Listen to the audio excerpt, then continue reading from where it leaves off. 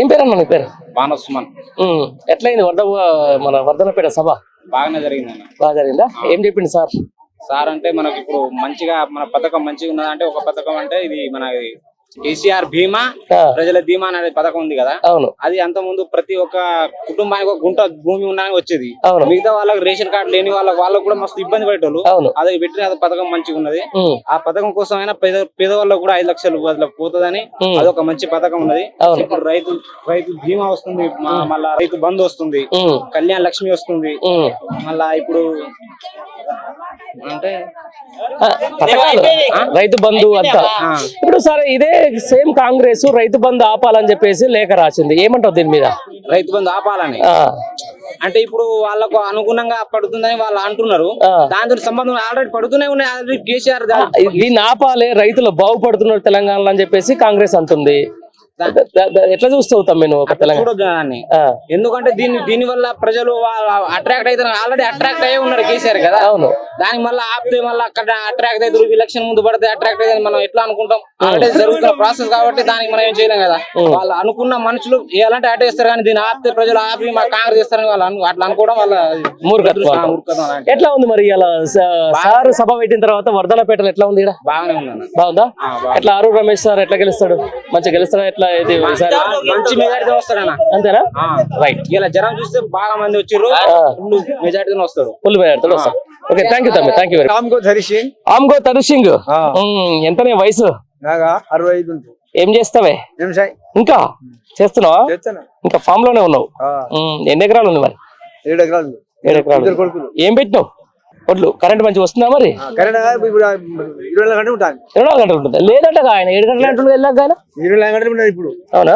7 గంటలే ఉంటుంది అసలు కరెంట్ లేదని చెప్పేసి అంటారు. 4 గంటల రాత్రి మంచిగా ఉంటుందా? ఎట్లా పోయినా ఇలా సభకు? పోయినా అందలే. అదే జనం బాగున్నారు. జనం బాగుండ్రా? వర్ధనపేట జనం అంతా ఇన్నే ఉన్నట్టుగా. ఎట్లా మరి ఏం చెప్పిండు మరి కేసీఆర్ సార్? కేసీఆర్ చెప్తే పింఛన్ ఇస్తా, మెరసంగం ఇస్తా, ఓటేరి అని 2-3 మాటల సార్ ఇన్నా సభ. మరి ఆయన చెప్తే చేస్తారా? నీకు నమ్మకం ఉందా? ఉన్నదా? తీసుకుంటున్నావా పింఛన్? ఎట్లా ఉంది మరి కేసీఆర్ పరిపాలన? మంచిగా నచ్చిందా? అన్నిట్లా అన్ని విధాలుగా. మరి రేపు పొద్దున మీకు 4,000 5,000 చేస్తారట పింఛన్. ఇంకా మంచిదా? మరి ఎట్లా మరి వర్ధనపేటలో మరి ఎవరిని ఆరు రమేష్ గెలిపిస్తావా లేకపోతే? దానికైతేనే తెలంగాణ రాకముందు బాగుండేనా తెలంగాణ వచ్చినాక బాగుండేనా? అప్పటికి మంచిగా ఉంది కదా మనకైతే, అని వ్యవసాయదారుడికి అయితే, రైతులకైతే మంచిగా ఉందిగా. బ్రహ్మాండమే కదా. మరి ఎట్లా ఈసారి కేసీఆర్ గెలిపిస్తావా లేకపోతే? 5,000-6,000 రూపాయలు ఇస్తాను కదా. మరి ఇప్పుడు రైతు బంధు ఆపాలని చెప్పేసి కాంగ్రెస్ వాళ్ళు లెటర్ రాసిరు పైకి. రైతు బంధు కూడా ఇస్తాడు కాంగ్రెస్ వాళ్ళు.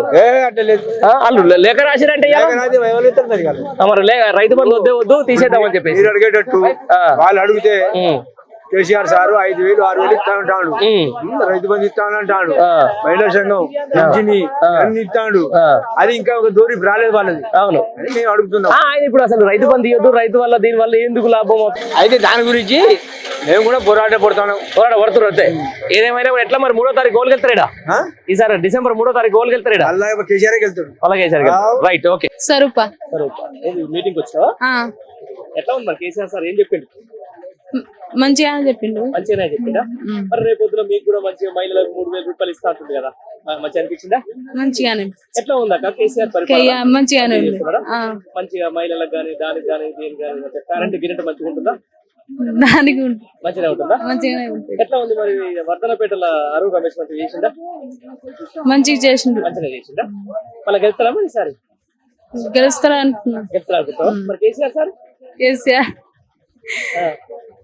కేసీఆర్ సార్ గెలుస్తాడు. గెలుస్తాడా?